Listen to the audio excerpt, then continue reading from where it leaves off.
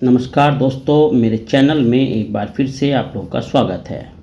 दोस्तों, मैंने जो ये सीरीज़ शुरू की हुई है अकबर को लेकर, इसमें मैंने अपनी पिछली वीडियो में आप लोगों को बताया था कि जब अकबर का राज्याभिषेक होता है तो उस समय भारत की जो दशा थी वो कैसी थी, यानी 1556 ईस्वी में भारत किस प्रकार का होता था। इसी चीज़ को आगे जारी रखते हुए आज मैं बात करूँगा पानीपत के द्वितीय युद्ध की। जो पानीपत का द्वितीय युद्ध होता है सन 1556 ईस्वी में, वो क्यों होता है और उसका परिणाम क्या होता है और इसमें क्या क्या और घटनाएं घटित होती हैं। तो आज मैं पार्ट 1 इसका जारी करूंगा। इसको मैं 2 या 3 पार्ट्स में जो है बहुत डिटेल में लेकर आया हूं आपके लिए। तो आप जुड़े रहिएगा और दोस्तों, अगर चैनल सब्सक्राइब नहीं किया तो एक बार ज़रूर कर लीजिएगा। तो चलिए स्टार्ट करता हूं पानीपत का द्वितीय युद्ध। दोस्तों, पानीपत का जो द्वितीय युद्ध हुआ वो सन 1556 ईस्वी को हुआ। इसमें अकबर को सर्वप्रथम हेमू की ओर अपना ध्यान आकर्षित करना पड़ा। जैसे मैंने पहले भी आप लोगों को बताया है कि हेमू का जो वास्तविक नाम होता है वो हेमचंद होता है, यानी हेमू का वास्तविक नाम हेमचंद था, जो अपने प्रारंभिक जीवन में एक साधारण बनिया होता था। बनिया यानी कि एक ऐसी कास्ट होती थी, आज भी है, जो व्यापार से संबंधित होती थी, यानी जो ट्रेड किया करती है। तो ये हेमचंद यानी हेमू एक बनिया रहा अपने प्रारंभिक जीवन में। उसने मोहम्मद आदिल शाह की सेवा ग्रहण की और वहाँ पर उसकी जो प्रतिभा थी और उसके जो गुण थे वो प्रदर्शित उसने किए, और अपने गुणों और अपनी प्रतिभा से जो उसने आदिल शाह को अपनी तरफ आकर्षित किया, उसी से जो है उसका मार्ग आगे का प्रशस्त होता है और वो शीघ्र ही जो है सुल्तान का कृपापात्र बन गया। यानी जो मोहम्मद आदिल शाह था उसकी प्रतिभा से काफ़ी खुश होता है और उसका अपने पास जो है एक तरीके से, यानी अपनी शरण में जो है उसको ले लेता है और अपना जो कृपा है उस पर दर्शाता है। तो इस प्रकार से मोहम्मद आदिल शाह ने इस हेमू यानी हेमचंद, जो मैंने शुरू में बताया अपने प्रारंभिक जीवन में एक बनिया रहा है, इस हेमचंद को अपना सेनापति नियुक्त कर लेता है, यानी इसको सेनापति का पद जो है दे देता है। इसकी प्रतिभा से इतना प्रभावित होता है ये आदिल शाह। मोहम्मद आदिल शाह की ओर से हेमचंद यानी हेमू सफलतापूर्वक कई सारी लड़ाइयाँ लड़ता है और उसमें सफल भी होता है। तो इस प्रकार से जब हुमायूं की अचानक मृत्यु हो जाती है, तो इस हुमायूं की अचानक मृत्यु का समाचार पाते ही एक विशाल सेना के साथ दिल्ली की ओर प्रस्थान कर देते हैं हेमचंद यानी हेमू। अबुल फजल के अनुसार हेमू की सेना में 50,000 घुड़सवार, 1,000 हाथी, 51 बड़ी तथा 500 हल्की तोपें थी। ये बात अबुल फजल यानी उस समय के जो इतिहासकार रहे थे वो इस बात को लिखते हैं अपने इतिहास में। तो इस प्रकार से ये जो हेमू यानी हेमचंद है अपनी इस एक बड़ी सेना के साथ जो है जो दिल्ली की तरफ प्रस्थान कर लेता है। तो फिर देखो क्या होता है इसमें।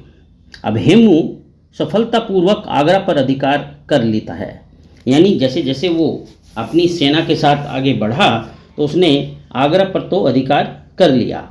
जब आगरा पर वो अधिकार कर लेता है तो फिर दिल्ली पर अधिकार करने के लिए बढ़ चलता है। तो इस प्रकार से जो हेमू था उसने सफलतापूर्वक आगरा पर अधिकार कर लिया और दिल्ली की तरफ वो निकल पड़ा।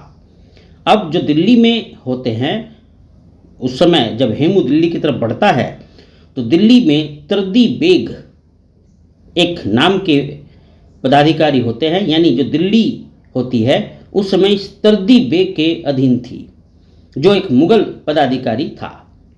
वह हेमू के विरुद्ध दिल्ली की रक्षा बिल्कुल नहीं कर सका, यानी तर्दी बेग जो है हेमू के सामने नहीं टिक पाया और दिल्ली की रक्षा न करते हुए वो मुगलों के हाथ से निकल गई। मतलब जो तर्दी बेग थे वो इस दिल्ली की रक्षा नहीं कर पाए और हेमू ने एक तरीके से जो है दिल्ली पर अपना कब्जा कर लिया। दिल्ली पर हेमू के अधिकार से मुगल सेनापति बहुत चिंतित हो उठे। कुछ ने हेमू की शक्तिशाली सेना को देखकर अकबर को काबुल लौटने की जो है सलाह दी, परंतु बैरम खान ने इस सलाह का विरोध करते हुए साहस के साथ हेमू से दिल्ली छीनने की सलाह रखी, यानी अपना परामर्श दिया। तो मतलब हेमू की जो सेना थी उससे ये मुगल बुरी तरीके से जो है डर गए थे और इस प्रकार से वे अकबर को कहते थे कि भाई अब यहाँ दाल नहीं गलने वाली है और आप जो है तुरंत काबुल लौट चलिए। लेकिन जो बैरम खान थे उसके संरक्षक, अकबर के संरक्षक, वो इस बात को नहीं मानते हैं और इस बात का विरोध करते हैं और पूरे साहस के साथ हेमू से दिल्ली छीनने की परामर्श देते हैं। अकबर ने अपने संरक्षक बैरम खां के प्रस्ताव का समर्थन किया और खिजर खां को सिकंदर सूर के विरुद्ध दिल्ली की ओर प्रस्थान किया। सरहिंद में एक बार जब अकबर शिकार पर गया हुआ था तो बैरम खान ने तरदी बेग को युद्ध से भागने तथा राजद्रोह के अभियोग पर उसकी हत्या करवा दी। यद्यपि अकबर ने इस घटना पर आश्चर्य व्यक्त किया, किंतु उसे बैरम खां की इस कार्रवाई का समर्थन करना पड़ा। सरहिंद से अकबर की सेनाएं प्रसिद्ध पानीपत के युद्ध स्थल में आ पहुंची। हेमू ने अपनी अग्रिम सेना को तोप खाने सहित अली कुली खां के नेतृत्व में पहले ही भेज दिया था, जिसे अकबर की सेना ने पराजित किया तथा उसके तोप खाने को छीन लिया। तो इस प्रकार से इसमें हेमू को बहुत क्षति हुई, किंतु वह हतोत्साहित नहीं हुआ और उसने मुगल सेना पर आक्रमण कर दिया। उस समय के जो इतिहासकार रहे अबुल फजल, देखो वो इसके सेनापतित्व का वर्णन कैसे करते हैं। वो कहते हैं प्रत्येक ऐसी युक्ति जो उसका प्रखर मस्तिष्क सोच सकता था तथा प्रत्येक साहसी कार्य जो उसके हृदय में उपजा उसने प्रदर्शित किया। उसने शक्तिशाली आक्रमण किए तथा श्रेष्ठ मुगल सेना के अनेक योग्य सैनिकों के पैर उखाड़ दिए, किंतु हेमू तथा उसके सैनिकों के सभी प्रयास निरर्थक हो गए। तो इस प्रकार से अबुल फजल जो है लिखते हैं और वो आगे कहते हैं कि जब अचानक से एक तीर हेमू की आंख में लगा और वो मूर्छित होकर हाथी के औंधे में गिर गया, तो इस दुर्घटना से हेमू की सैनिकों में जो उत्साह था वो जाता रहा और वे युद्ध स्थल से भाग निकले। हेमू का महावत अपने स्वामी को भगा ले जाना चाहता था, किंतु वह असफल हुआ तथा उसे विवश होकर अपने घायल स्वामी को अकबर के समक्ष ले जाना पड़ा। इस प्रकार से ये कुछ घटनाएं मैंने आपको प्रस्तुत की जो पानीपत के द्वितीय युद्ध में हुई। इस पानीपत के द्वितीय युद्ध की आगे की कहानी मैं आप लोगों को बताऊंगा अपनी दूसरी वीडियो में।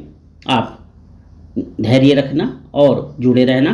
तो चलिए आज यहीं विराम लगाता हूं और अपनी इसकी सेकंड वीडियो को मैं जारी करूंगा, उसको आप ध्यान से समझना, जिसमें मैं पूरी घटनाएं इस पानीपत के युद्ध से संबंधित बताऊंगा। चलिए आपका दिन शुभ हो। मुझसे जुड़े रहने के लिए आप लोग का बहुत बहुत शुक्रिया।